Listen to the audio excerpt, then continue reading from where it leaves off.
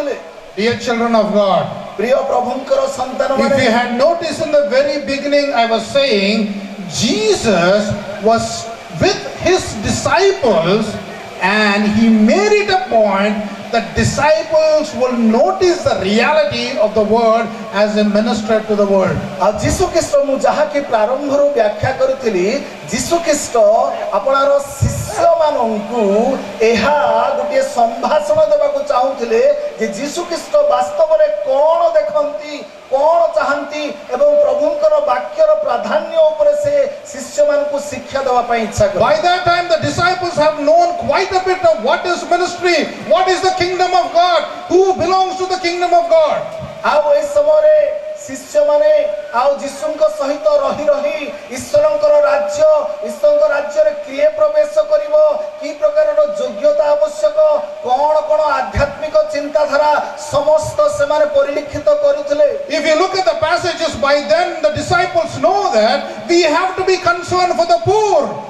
ଆଉ ଏହି ଯଦି ଶାସ୍ତ୍ରାଂଶ ମାନେ ଦେଖିବା, ଯୀଶୁ ଚାହାନ୍ତି ତାଙ୍କର ଶିଷ୍ୟମାନେ ଦରିଦ୍ର ମାନଙ୍କ ପାଇଁ ଚିନ୍ତା କରିବାର ଅଛି। We have to be concerned for those who are suffering, those who are sick, those who really need help. ଆଉ ଆମମାନେ ଆପଣର ସମସ୍ତ ହୃଦୟର ସହିତ ଯେଉଁମାନେ ବିଭିନ୍ନ ପ୍ରକାର ସମସ୍ୟା ବହୁଳ ଅବସ୍ଥାରେ, ଅସୁସ୍ଥତାରେ, ଦୁର୍ବଳତାରେ, କ୍ଲେଶ ଭୋଗରେ ଅଛନ୍ତି, ସେମାନଙ୍କ ପାଇଁ ଆପଣର ଚିନ୍ତା ବ୍ୟକ୍ତ କରିବାର ଅଛି। This is what they clearly learned from the ministry of Jesus. ଏହା ହିଁ ଯୀଶୁଙ୍କର ସେବା କାର୍ଯ୍ୟରୁ ପ୍ରାଞ୍ଜଳ ଭାବରେ ପରିଲକ୍ଷିତ କରାଯାଏ। Notice the point here. କିନ୍ତୁ ଆମମାନଙ୍କର ଆବଶ୍ୟକୀୟ ଶିକ୍ଷା ତତ୍ତ୍ୱ କ'ଣ? When the woman was begging Jesus, ଯେତେବେଳେ ସ୍ତ୍ରୀ ଲୋକଟି ଯୀଶୁଙ୍କ ଠାରେ ଅନୁଗ୍ରହ ଭିକ୍ଷା and when କରୁଥିଲା, Jesus was silent, ଆଉ ଯୀଶୁ ଖ୍ରୀଷ୍ଟ ନୀରବ ଥିଲେ, and when he said negative marks here, ଆଉ ସେ ସମୟ negative remarks here, ଆଉ ସେ ନକାରାତ୍ମକ ଭାବରେ ବିଭିନ୍ନ ପ୍ରକାରର ପ୍ରତିକ୍ରିୟା ପ୍ରକାଶ କରୁଥିଲେ, none of the disciples said, Jesus, earlier you were concerned for that kind of a lady, why are you not concerned now? କିନ୍ତୁ ଶିଷ୍ୟମାନଙ୍କ କଥା ଚିନ୍ତା କରନ୍ତୁ, କୌଣସି ଶିଷ୍ୟ ଯୀଶୁଙ୍କର ଏହି ପ୍ରକାର ନକାରାତ୍ମକ ପ୍ରତିକ୍ରିୟାକୁ ଆଉ ପ୍ରତିରୋଧ କରି କହିନାହାନ୍ତି, ଯୀଶୁ ପୂର୍ବରୁ ତ ଆପଣ ଏହି ପ୍ରକାର ଦୟନୀୟ ଅବସ୍ଥାରେ ଥିବା ସ୍ତ୍ରୀମାନଙ୍କୁ କେବେ ଏହି ପ୍ରକାର ବ୍ୟବହାର କରିନାହଁ। Earlier you cast out demons, but now why are you silent? Nobody questioned him. ପୂର୍ବରୁ ତୁମେ ଭୂତ ଛଡ଼ାଇଥିଲ, ବର୍ତ୍ତମାନ କାହିଁକି ନୀରବ ଅଛ? Earlier they knew that Jesus was loving those who were suffering, but none of them said, Jesus, earlier you loved the suffering. ପୂର୍ବରୁ ଯୀଶୁ ଯେଉଁମାନେ କ୍ଲେଶ ସମସ୍ୟା ମଧ୍ୟରେ ଥିଲେ ସେମାନଙ୍କ ପାଇଁ ସେମାନେ ଆଉ ଯୀଶୁ ତାଙ୍କ ଦୟାରେ ବିଗଳିତ ହେବା ବିଷୟ ପରିଲକ୍ଷିତ କରିଥିଲେ। Dear children of God, the reason why Jesus was silent there ମୌଳିକ କାରଣ କାହିଁକି ଯୀଶୁ ନୀରବ ଥିଲେ ମାନେ is not because he is not concerned for the lady there. ଆଉ ଏହା ସେହି ସ୍ତ୍ରୀ ପାଇଁ ଯେ ତାଙ୍କର ଚିନ୍ତା ନଥିଲା ଏହା ନୁହଁ। That he is not concerned for the daughter. That means he is not concerned for the daughter. He does not mean ତାର ଝିଅ ପାଇଁ ମଧ୍ୟ ଚିନ୍ତା ନଥିଲା ତାହା ନୁହଁ। but rather he wanted his disciples to realize the pain of that lady who came there. ଆଉ ସେ ଆପଣର ଶିଷ୍ୟମାନଙ୍କୁ ଏହା ଶିକ୍ଷା ଦେବାକୁ ଚାହୁଁଥିଲେ ଯେ ଗୋଟେ ସ୍ତ୍ରୀର ଆଉ ମାତୃତ୍ୱର ବ୍ୟଥା କ'ଣ ତାହା ସେ He wanted his disciples to react positively when the woman came. ଆଉ ଯେତେବେଳେ He wanted his disciples to positively react when the woman came. ଆଉ ସେ ଚାହିଁଲେ ଯେ ତାଙ୍କର ଶିଷ୍ୟମାନେ ଯେମିତି ସେହି ସ୍ତ୍ରୀ ପ୍ରତି ଆଉ ସକାରାତ୍ମକ ଭାବରେ ପ୍ରତିକ୍ରିୟା ପ୍ରକାଶ When କରିବେ। Jesus was silent, he wanted his disciples to redeem her. ଯେତେବେଳେ ଯୀଶୁ ଖ୍ରୀଷ୍ଟ ଆଉ ସେ ସ୍ତ୍ରୀ ଜଣକ ଯୀଶୁଙ୍କ ନିକଟକୁ ଆସିଲା, ସେ ଚାହିଁଲେ ଯେ ତାହାକୁ ସେମାନେ ରକ୍ଷା କରିବା But ପାଇଁ unfortunately, his disciples did not realize that great. ଦୁର୍ଭାଗ୍ୟବଶତଃ ତାଙ୍କ ଶିଷ୍ୟମାନେ ଏହି ପ୍ରକାର କୌଣସି ପ୍ରତିକ୍ରିୟା ପ୍ରକାଶ କରିନାହାନ୍ତି। So Jesus had to intervene once again and show what is mercy and what is the kingdom of God. ଆଉ ଯୀଶୁ ଖ୍ରୀଷ୍ଟ ପରବର୍ତ୍ତୀ ସମୟରେ ନିଜକୁ ଅନ୍ତର୍ଭୁକ୍ତ କରି ଆଉ ସେହି ଆଉ ତାଙ୍କର ଅଲୌକିକ ଦୟା ପୁଣି ପ୍ରେମ ସେ ସ୍ତ୍ରୀ ନିକଟରେ ପ୍ରକାଶ I'll କରୁଛନ୍ତି। try to finish soon as I promised, but it's already getting late now. ମୁଁ ଅତି ଶୀଘ୍ର ସମାପନ କରିବି। How does this passage speak to us today, this afternoon? ଆଜିର ଏହି ଶାସ୍ତ୍ରାଂଶ ଆମମାନଙ୍କୁ କି ପ୍ରକାରେ କଥା କହୁଛି? I want to ask us very openly, is anybody here suffering this afternoon? ମୁଁ ଆପଣମାନଙ୍କୁ ଆଉ ଉନ୍ମୁକ୍ତ ଭାବରେ ପ୍ରଶ୍ନ କରିବାକୁ ଇଚ୍ଛା କରେ ଆମମାନେ ଯେତେ ଏକ ସ୍ଥାନରେ ଅଛୁ କେହି କ'ଣ ଦୁଃଖ ଭୋଗ କରୁଛି କି? Is anybody having financial crisis? କାହାର କ'ଣ ଆର୍ଥିକ ସମସ୍ୟା ଅଛି କି? Is anybody having problems in the family? ଆଉ କାହାର ପାରିବାରିକ ସମସ୍ୟା ଅଛି କି? Is anybody having a spiritual problem? କାହାର ଆଧ୍ୟାତ୍ମିକ ସମସ୍ୟା ଅଛି କି? Is anybody having an ill health problem? ଆଉ କାହାର ସ୍ୱାସ୍ଥ୍ୟଗତ ସମସ୍ୟା ଅଛି କି? Once again realize who we are today. ଆଉ ସେଥିପାଇଁ ଆସୁ ଆମମାନେ ସମସ୍ତେ ନିଜ ନିଜର ବ୍ୟକ୍ତିତ୍ୱ ବିଷୟରେ ସମସ୍ତେ ହୃଦବୋଧ କରୁ। We all want to be redeemed from these realities. ଆଉ ଏହି ଯୋଉ ସମସ୍ୟାର ସତ୍ୟତା ଅଛି ଏହି ସକଳ ସମସ୍ୟାର ସତ୍ୟତା ମଧ୍ୟରୁ ଯେପରି ଆମମାନେ ରକ୍ଷା ପାଇବା ସେଥିପାଇଁ ଚେଷ୍ଟା କରୁ। But many times in our life we don't get an answer immediately. ଆଉ ଆମମାନଙ୍କର ଜୀବନରେ ଅନେକ ସମୟରେ ଏହି ପ୍ରକାର ପରିପ୍ରେକ୍ଷୀରେ ଆମମାନେ ଆଉ ଏହି ପ୍ରକାର ପ୍ରଭୁଙ୍କର ନିରବତା ବା ତାଙ୍କର ଉତ୍ତର ନ ପାଇବାର ଆମେ ଦେଖୁ। There are many of us who have been cried to God for years together. ଆମମାନେ ହୁଏତ ଅନେକ ବର୍ଷ ଧରି ପ୍ରଭୁଙ୍କର ଆଉ ଅନୁଗ୍ରହ ଭିକ୍ଷା କରି ପ୍ରଭୁଙ୍କ ଠାରେ ପ୍ରାର୍ଥନାରେ କ୍ରନ୍ଦନ କରିଛୁ। Just like this woman is crying out to Jesus, Lord have mercy on me. ଆଉ ଏହି ସ୍ତ୍ରୀ ପରି ଅନେକ ସମୟ ଧରି ପ୍ରଭୁଙ୍କ ଠାରେ ପ୍ରାର୍ଥନା କରିଛୁ ପ୍ରଭୁ ଦୟା କରନ୍ତୁ। Yes, dear children of God, ହେ ମୋର ପ୍ରିୟ ପ୍ରଭୁଙ୍କର ପିଲାମାନେ the faith of this woman was so strong that Jesus was there for her. ସେହି ସ୍ତ୍ରୀର ବିଶ୍ୱାସ ଏତେ ଗଭୀର ଥିଲା ଏତେ ବଡ଼ ଥିଲା ଯେ ଯୀଶୁ ଖ୍ରୀଷ୍ଟ ମଧ୍ୟ ତାହାକୁ ସମ୍ବୋଧନ Yes, we all have difficulties, we all have problems, we all have issues. ଆମ ସମସ୍ତଙ୍କର ସମସ୍ୟା ଥାଇପାରେ ଆମ ସମସ୍ତଙ୍କର ନାନାବିଧ ଆଉ ନକାରାତ୍ମକ ପରିସ୍ଥିତି ଥାଇପାରେ।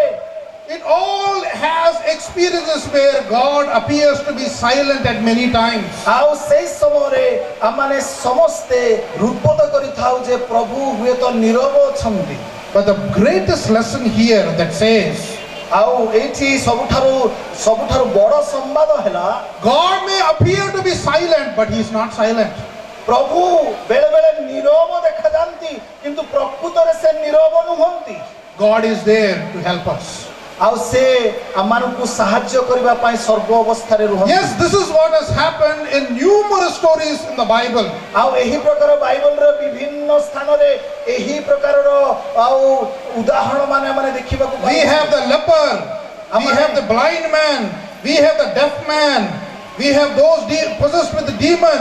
All of their lives appear to be so silent, but suddenly the intervention of Jesus brought in a big kind of a noise in their lives. ଆମମାନେ ବାଇବଲରେ ଦେଖୁଛୁ ଅନେକ କୁଷ୍ଠି ଥିଲେ ଅନେକ ପକ୍ଷାଘାତୀ ଥିଲେ ଅନେକ ମୂକ ବଧିର ଥିଲେ ଅନେକ ଭୂତାତ୍ମା ଆବିଷ୍ଟ ଲୋକମାନେ ଥିଲେ କିନ୍ତୁ ହଠାତ୍ ଆମେ ଦେଖୁଛୁ ଯୀଶୁ ଖ୍ରୀଷ୍ଟ ଆସୁଛନ୍ତି ତାଙ୍କର ନୀରବତାକୁ ଭଙ୍ଗ କରି ସେମାନଙ୍କୁ ସାହାଯ୍ୟ Be assured that God is there for us all the time. ସେଥିପାଇଁ ଆମମାନେ ସମସ୍ତେ ଏହା ଜାଣିବା ଦରକାର ଯେ ପ୍ରତ୍ୟେକ ସମୟରେ ସର୍ବ ଅବସ୍ଥାରେ ପରମେଶ୍ୱର ଆମମାନଙ୍କ ପାଇଁ God is hearing your cry. ଆଉ ପ୍ରଭୁ ଆପଣମାନଙ୍କର କ୍ରନ୍ଦନ ଶ୍ରବଣ କରୁଛନ୍ତି And He is there to redeem you. ଆଉ ସେ ତୁମମାନଙ୍କୁ ରକ୍ଷା କରିବା ପାଇଁ ଆଉ ସର୍ବ ଅବସ୍ଥାରେ ଅଛନ୍ତି। One last point and I close. ମୁଁ ଶେଷ କଥା କହି ସମାପନ କରିବି। Let us look at the life of the disciples then. ଆମରେ ଆସୁ ଯୀଶୁଙ୍କର ଶିଷ୍ୟମାନଙ୍କର ଜୀବନୀକୁ ଟିକେ ପରିଲିଖିତ କରିବା। Jesus taught them what is the kingdom of God. ଯୀଶୁ ଖ୍ରୀଷ୍ଟ ସେମାନଙ୍କୁ ଈଶ୍ୱରଙ୍କର ରାଜ୍ୟ ବିଷୟର ଶିକ୍ଷା ତତ୍ତ୍ୱ ପ୍ରକାଶ କରୁଛନ୍ତି। And they were expected to react in such a way. ଆଉ ସେଇ ଶିକ୍ଷା ତତ୍ତ୍ୱ ପାଉ ପାଉ ଏହି ପ୍ରକାର ପରିବେଶରେ ସେମାନେ ଯେପରି ପ୍ରତିକ୍ରିୟା ପ୍ରକାଶ କରିବେ ତାହା ସେ ବାଞ୍ଛା କରୁଥିଲେ। Dear children of God, who are we today? ଆମମାନେ କିଏ ଆଜି? We are those disciples, the church today. ଆଉ ମଣ୍ଡଳୀ ମଧ୍ୟରେ ସେହି ଶିଷ୍ୟମାନଙ୍କ ପରି ଜଣେ ଜଣେ ଶିଷ୍ୟ। Yes, because of the Jesus, we are able to continue in this life. ଆମମାନେ ସେହି ଯୀଶୁଙ୍କ ନିମନ୍ତେ ଏହି ଜୀବନ ମଧ୍ୟରେ ନିଜର ଆଧ୍ୟାତ୍ମିକ ଅବସ୍ଥାରେ ପରିଚାଳିତ Being a Christian means following Jesus. ଜଣେ ଖ୍ରୀଷ୍ଟୀୟ ତାହାର ଭାବାର୍ଥ ହେଲା ଯୀଶୁଙ୍କର ଅନୁଗମନ କରିବା। The disciples were expected to follow Jesus. ଆଉ ତାଙ୍କର ଶିଷ୍ୟମାନେ ଯୀଶୁଙ୍କର ଅନୁଗମନ କରିବା ଯୀଶୁ କାମନା କରୁଥିଲେ। And our reality, the church today, we are supposed to follow Jesus. ଆଉ ଆମମାନଙ୍କର ସତ୍ୟତା ହେଲା ମଣ୍ଡଳୀ ମଧ୍ୟରେ ଯୀଶୁଙ୍କର ଶିଷ୍ୟ ଭାବରେ ଯୀଶୁଙ୍କର ଅନୁଗମନ କରିବା। In other words, the church today, ଅନ୍ୟ ଭାଷାରେ କହିବାକୁ ଗଲେ ଆଜିର ମଣ୍ଡଳୀ the congregation that is we, ଆଉ ଯୋଉ ମଣ୍ଡଳୀ ଯାହାକି ଆମମାନେ ସମସ୍ତେ are the witness of Jesus in this world. ଆଉ ଯୀଶୁଙ୍କର ସାକ୍ଷ୍ୟ ସ୍ୱରୂପ ଆପଣ ଆପଣଙ୍କୁ ଉପସ୍ଥାପନ କରିବାର ଅଛି ଜଗତ। Remember, we are the witness of Jesus in this world. ଆମମାନେ ଏହା ସ୍ମରଣ ରଖିବାର ଅଛି ଯେ ଆମମାନେ ଯୀଶୁଙ୍କର ଜଣେ ଜଣେ ସାକ୍ଷ୍ୟ ସ୍ୱରୂପ। Through us, people get to know who is Jesus. ଆମମାନଙ୍କର ଜୀବନ ଦ୍ୱାରା ଲୋକମାନେ ଜାଣନ୍ତି ଯୀଶୁ ଖ୍ରୀଷ୍ଟ କିଏ Dear ବୋଲି। children of God, we need to ask ourselves this evening as to what kind of a Christian life I have.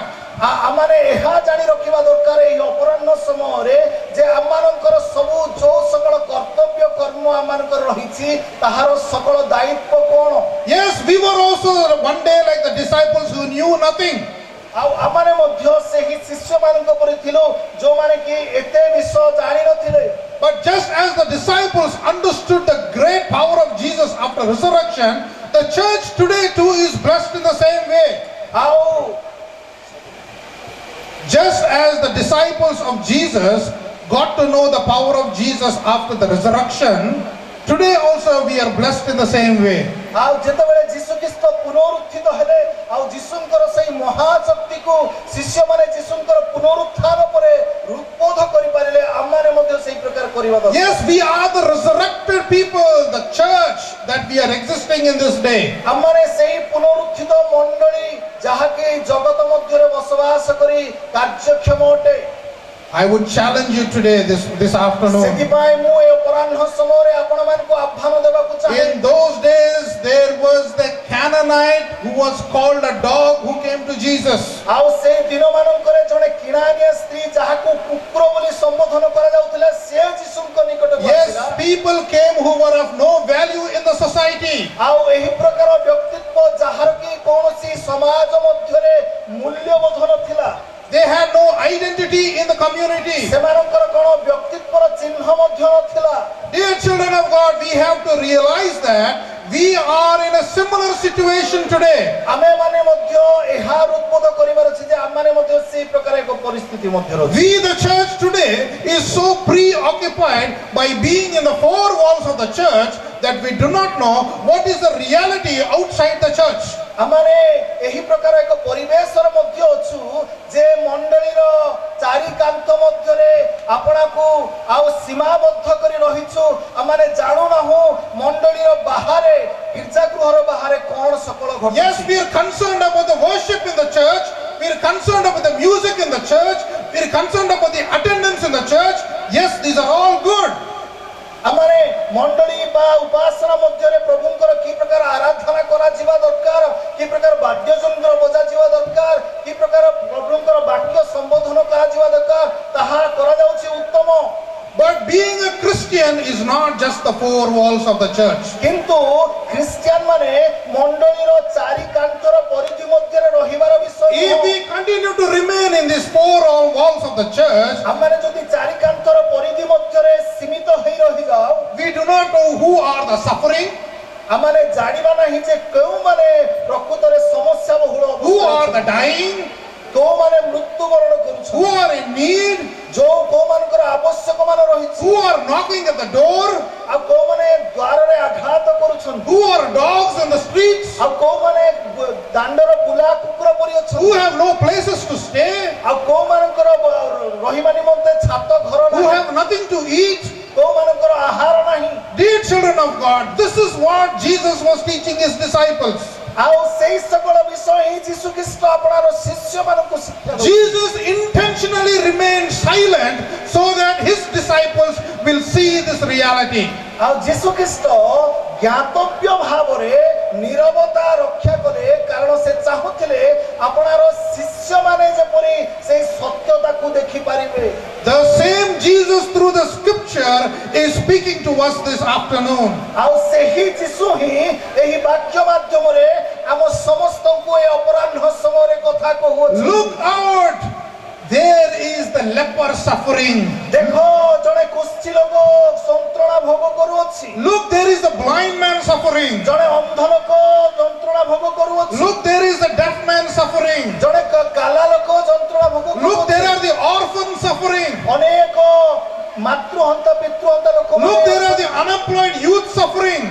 ଅନେକ ଯୁବକ ଯୁବତୀ ମାନେ ସମସ୍ୟା Look, there are the ବହୁଳ young girls who are suffering. ଅନେକ ଯୁବତୀ ମାନେ ସମସ୍ୟା ବହୁଳରେ ଅଛନ୍ତି। Look at your role as a Christian today. ଆଉ ଜଣେ ଖ୍ରୀଷ୍ଟୀୟ ବିଶ୍ୱାସୀ ଭାବରେ ଦାୟିତ୍ୱବାନ ହେଇ ଏହି ପ୍ରକାର ଦୃଷ୍ଟିପାତ କରନ୍ତୁ।